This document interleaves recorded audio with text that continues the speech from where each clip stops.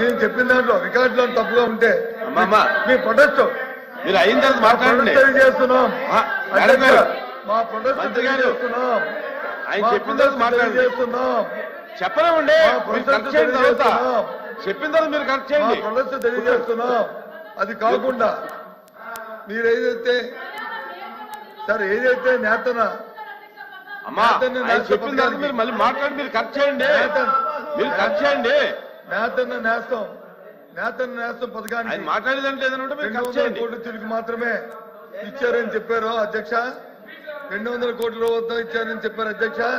అది వాస్తవం నిజం అధ్యక్ష.